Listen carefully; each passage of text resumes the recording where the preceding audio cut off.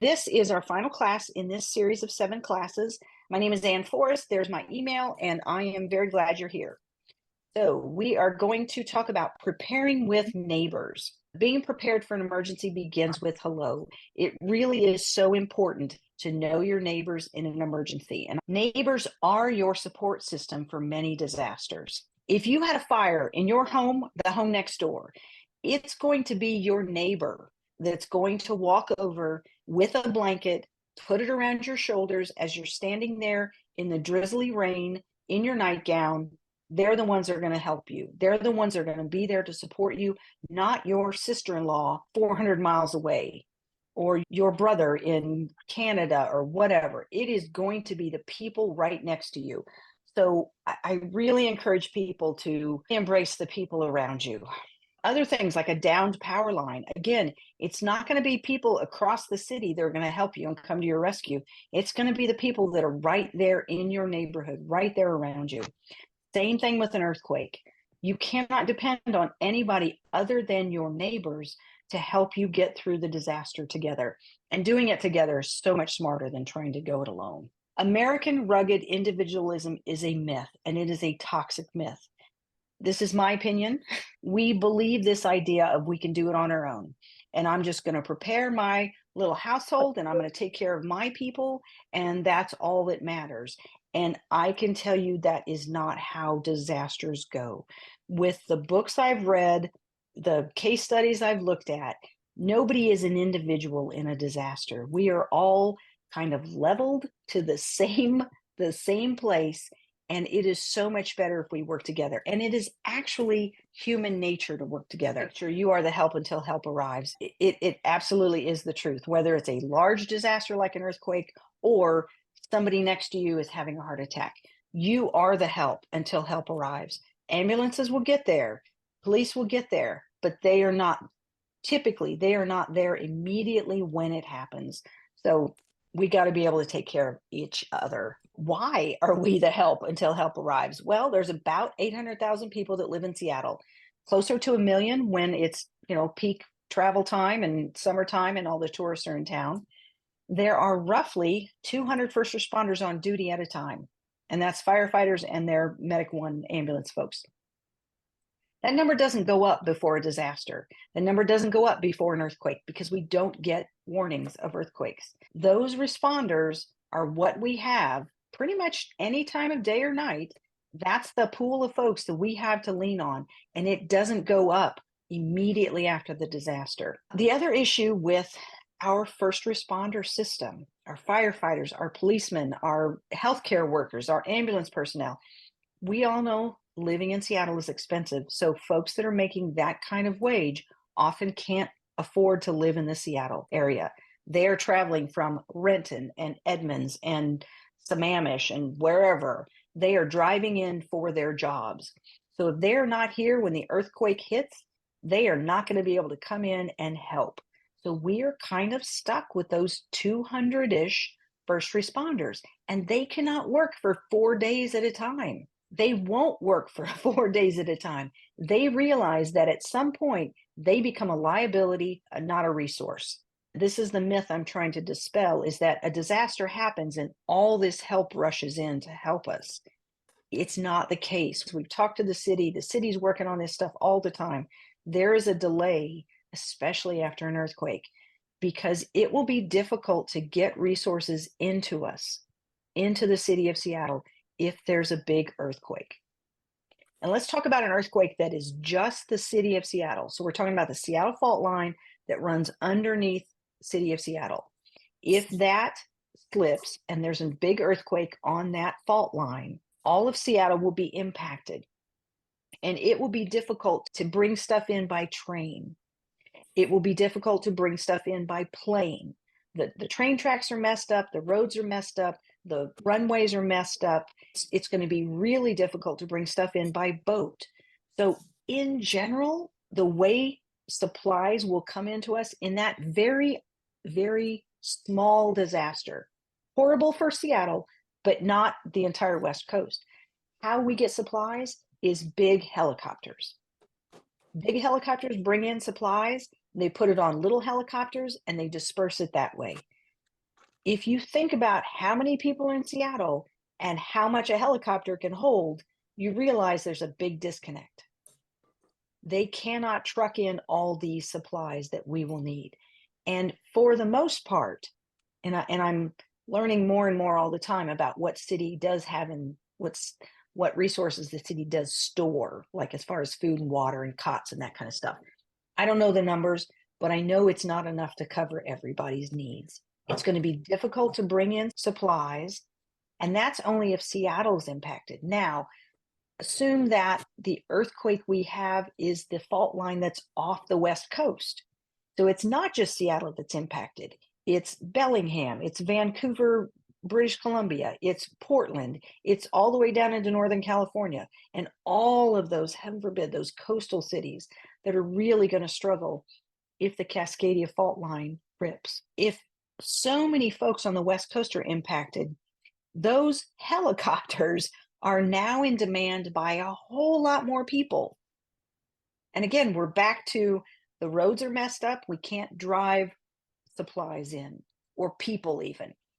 The airports are messed up and we need time to fix the runway and make sure that the towers are working. So you can't fly stuff in immediately. You can't train it in because the train tracks are a mess, and you can't boat it in or ship it in or whatever because the ports are a mess. So kind of we're still left with this idea of big helicopters and small helicopters. And the supply of those just decreased dramatically when so many people will need them. And that's a very general overview of how supplies would come into Seattle, which comes back to the you are the help until help arrives. So neighbors helping neighbors, that's what this whole class is about. I like this preparedness pyramid because that bottom level is big for a reason. The stuff that should be handled by you and your household is very, very big. And what the city can provide you, especially in the very beginning, is very, very small. So let's go through what could be, should be provided at all of these levels. You and your household should be taking care of water, food, medications, emergency toilets. Bare minimum, that's the kind of stuff you need to have ready to go in your household so that you are not looking to the government or to your neighbors to provide that for you. That's why we do these classes. Secondly, you and your immediate neighbors could be fabulous resources to one another, especially if you've worked together ahead of time. A couple things that neighbors can do for one another is looking out for one another. And I don't mean in like a security, let's all grab our rifles and surround the perimeter of our block. I don't mean it that way, but just who on our block needs a little extra help? And how can I go and knock on their door and see how they're doing and see if there's anything I can do to help out? So it's looking out for one another. It's pooling your brains. Who knows what? Who knows how to do what? Who knows how to react after a big disaster? More brains are better than fewer brains. And coordinate cooking. You will always hear me talk about this because I think this is going to be crucial. It is a very humanizing thing to cook meals together. For one household to go, okay, I'm going to make dinner for the block or for my building on Tuesday. And one person has to cook, and you're only using one fuel source, and everybody gets together and shares that food, whatever that looks like. Stew, beans and rice, burgers from the restaurant down the street, and they're all thought out, whatever. You'll figure that out at the time. But coordinating cooking is humanizing, it's comforting, it's healthier to eat with other people than to eat alone. It saves fuel. There's no downside to cooking with one another, to cooking together, unless one of you really doesn't know how to do that safely and makes everybody sick. And then that would really be the pits. That's what you and your neighbors can do together. You can do weird things like coordinate big purchases of water. Somebody runs to Costco and goes, okay, I'm going to fill up the back of my SUV with jugs of water. Who wants to go in on it with me? So you can do things like that. You can talk to one another about turning off their gas if they're not around and you know that there's a leak. You can also turn off their water. No reason not to. They can always turn it back on when they get back. Combine resources and brains. Maybe one of you has a skill that the other person needs. Check on those needing extra care, the elderly, anybody that's injured, any kids, pets, all that kind of stuff. Somebody in the neighborhood can run like the first aid station. Is there anybody in your building, on your block, that has some medical training? Maybe that person becomes kind of the de facto first aid station. And again, communal meals. I can't stress it enough. I just think it's going to be so important. You can also get together as a neighborhood and start talking about radios.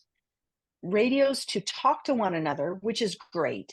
But, if we're talking at a building or a block, you can easily, for the most part, you can walk back and forth and talk to one another. So communicating in a neighborhood using radios isn't crucial, but one person in your building has volunteered to sit by the radio and listen and jot down everything they hear.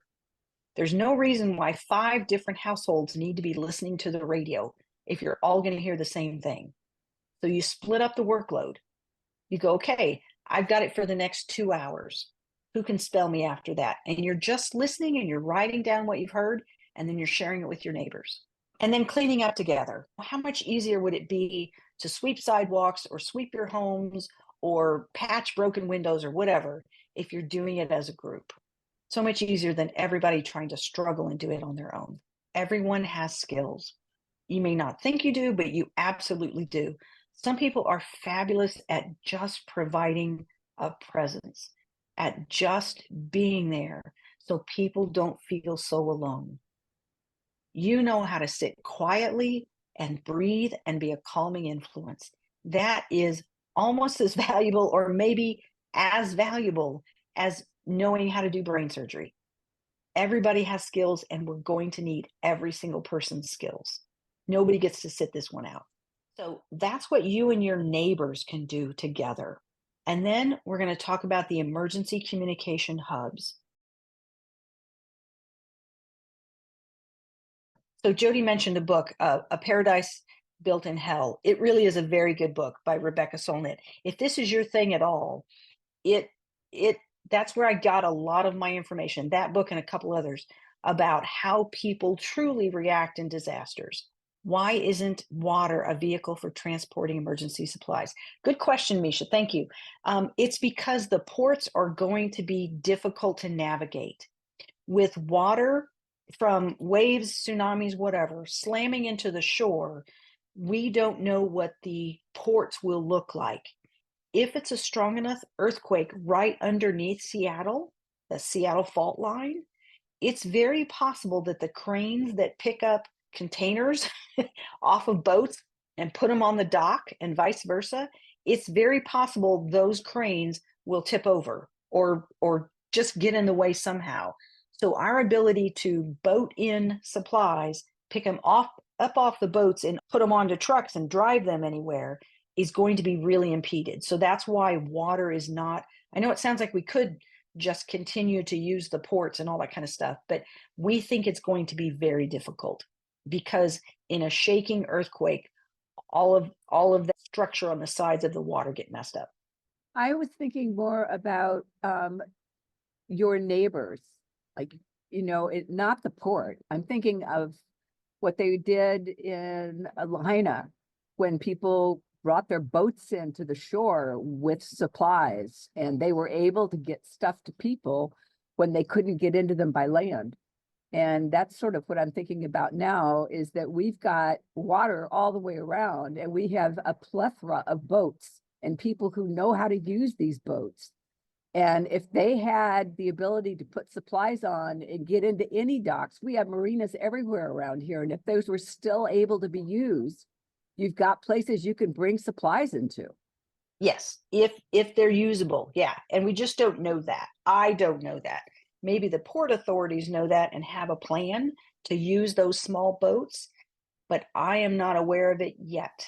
Greg, you asked, it would be helpful to know which neighbors have earthquake retrofitted their houses, which houses are at risk. Yeah, I can see why you asked that. I'm not sure what you would do with that information. And that's something you can definitely figure out after the earthquake. Let me explain what I know about retrofitting a home. You retrofit your building so that people can evacuate the building safely. Just because you've retrofitted a building does not mean it's going to be habitable after a disaster. Knowing that information ahead of time, I don't know what that really does for you. So, emergency communication hubs, in case you haven't figured it out, I and several folks on the call are very passionate about the emergency communication hub network, all these hubs. So let's explain what they are. We are social creatures. After a disaster, we will naturally gather in open spaces, especially if it's an earthquake, because once you've survived an earthquake in a building, you will be afraid for a while of things continuing to fall on you. So it will be our natural instinct to go outside where we can see the sky and we don't have that fear of something falling on us. As humans, we will naturally gather outside in open spaces and we will do what we can to make the situation better. I get lots of pushback on this idea, but I'm telling you, based on what I've read and the social studies on this, it is what people do. And Seattle isn't going to be any different than any other society across the globe. We will do what we can to make the situation better. Is everybody going to be an angel? No. But by and large, the vast, vast, vast majority of people will show you their better side. Because we know that that happens, that people will band together and they will do good things for one another, they will support one another. We know that we will gather in open spaces because we don't want the books to hit us on the head again. This hub network has gotten together and found natural gathering spots in our communities. They could be parks. A lot of us are fortunate enough to have parks in our community. They can be pea patches. So community gardens often have open spaces where the community can gather. And then parking lots. Parking lots of churches are super good for this because, frankly, they're open a lot of the time. They're flat. And for the most part, people know the churches in their communities because they've been there for forever. People will naturally gather in spaces like this. This is a map of the Seattle emergency communication hubs in the city of Seattle. This is a Seattle thing. It doesn't go much further, although there's lots of other cities across the world that are interested in this. But there are two different types of locations on this map. All of these spots are good gathering spots. Some of the spots have neighbors that have gotten together and gotten organized. And then there's a lot of spots where the neighbors just haven't gotten there yet. So they're in different levels of maturity. The organized spots have gear. The gear fits in a box like this. You see these boxes all over Seattle. Most of them belong to the Parks Department, and they have things in there like equipment to maintain ballparks, weed killer or rakes or extra gravel. I don't have any idea, but for the most part, they're put there by the Parks Department. But the emergency communication hubs also have boxes. This is a picture of my box. It is in my community, which is, I've got a tiny little park here with a tennis court. I'm super lucky. This box is chained to that tennis court, so it's not going anywhere, and it's locked. And in my community, 12 people have keys for this box. So this system does not rely on Ann Forrest being home. Other people in my community understand what this box is for and understand how to work the system. I filmed this with the lid open because I wanted you to see this is not full of food and water for my community. I can't do that. Nobody can do that. I couldn't support 7 households out of that box. What's in here is tables, whiteboards, signs, a lot of forms, a megaphone, a lot of dry erase boards and dry erase markers, a lot of paperwork, and canopies. That's the very low tech stuff that we have gathered along with the system to help our communities. And this is what the hubs can do. So the hub mission is to gather and share information. Like what you could do in your neighborhood. We put somebody on the radio and we go, listen to what's being talked about on either commercial radio stations or ham radio frequencies. Listen to what's going on and scribble down what you hear. And then we will take that information, we'll put it on whiteboards, and we will post it for the community to see. We get information from neighbors, somebody just coming up saying, hey, I just walked from the overpass over I-5 and it looks like it's working just fine. I saw cars going across it. I walked across it. So great. We've got some good information. We will write that on board that says the overpass across I-5 is operational. We can also send our neighbors out on recon missions. I would like you two folks to walk up to the local grocery store and tell me if it's open. Come back and tell me, and we'll put that information on a whiteboard and we'll let the entire neighborhood know. And like I said, we put people on the radio, listening to commercial radio and ham radio and GMRS radio, and figure out what information they can get from that resource, and we put it up on the whiteboard. And then we also have really good communications with and relationships with officials, fire, police, and SDOT, and we take the information we can get from them and again share it with the community. Because we're assuming after a large disaster like an earthquake that cell phone towers are down or they're so overwhelmed you can't get information. We assume the power's out, which means you can't get to the internet. So if you can't get any information any other way, that's when the hubs really stand out. This is a city map. Most of us have a copy of that. This is a whiteboard. In my community, we hook these to the tennis court as an easy way to hang them up so that anybody walking by can take a look at the information we've gathered. And let me back up just a second. The hubs only activate when you can't sit at home and get information any other way. If the internet's working, I am not going to be standing out in my local park getting rained on. There's no reason for me to be there. If you can get information through the normal means, I'm not going to activate the hub. I'm not going to stand out there and get wet for no reason. But when communications are down, hubs stand up. That's just a picture of a ham radio operator doing their thing. The second thing we do besides gathering information and sharing it with community members, with our neighbors, is we match haves and needs. It's hard to read this, but who has a generator? Does anybody in our community have a generator? And who needs a generator? Maybe not to charge your cell phone, but do you have a medically necessary life-saving device that you need to charge? Then my job as a hub captain or as a hub volunteer is to find the people that have a generator and the people that desperately need a generator and match those two up. The family that has a tarp and the family that needs a tarp, let's match them up. The family that needs diapers and the family that has diapers they can share, let's match those up. We're not going to the grocery store buying diapers for anybody. We're taking advantage of what's already in the community and sharing it so that everybody has what they need. There's a family that lost the puppy and the family that found the puppy. We have a system to hook those two neighbors up so that dog goes to the right family.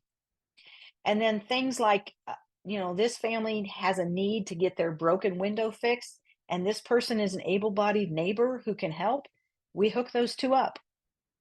So that's the system that we have. It's identifying resources we have in the community and the people that need those resources and hooking them up.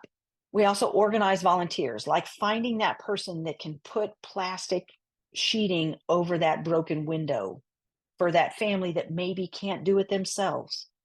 They're injured, they're older, they don't have a ladder, whatever their issues are. Let's get that window fixed using the resources in the community and the volunteers we have in the community.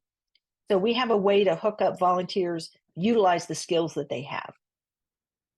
Everyone has skills. You already heard me say that. So the hub mission, again, is to gather and share information from whatever resources we can come up with. We match haves and needs within the community. We organize volunteers. The last part of our mission is to educate. And this is some of the tools in the education area of this hub. We have pre-printed posters. They're pretty big. This is 5 of them. We now have 6, but pre-printed posters with information we think will be valuable after a disaster. After a disaster. This is not how to prepare for a disaster. This is, oh my God, I didn't prepare. Now what? So, we're teaching people this is how the twin bucket toilet system works. And we have concentrated on documenting, printing out, putting in a binder, in a plastic sleeve, information that we think will be helpful post-disaster. I think this is boil water. I forget exactly what this one is, but this is in a different language. This is in the HARC. So we're trying to meet all of the needs of folks in our area. This is how to deal with a power line safely. So we've gone to reputable sources, printed out information we think's really important or could be important, put it in a binder, put it in the hub box. It's there if we ever need it. Not going to go through these again. This is the mission of the hub. Next steps for you. Reach out to the hub closest to you, and that's on your handout for this week. Reach out to the hub closest to you. They will put you on their mailing list, and then when events happen, you'll get notified and you can come play with the hub. Figure out how it works. Get engaged with your community on this topic of disaster preparedness and how you would respond as a community. So that's number one, is reach out to the hub closest to you and get on their mailing list. Number two, work on your homework. Classes are great because you learn a lot, but if you don't do the things that are on the homework list, you're only a quarter of the way there. So truly, go back through the list of homework assignments and try and get as many done as you can. Request training with neighbors.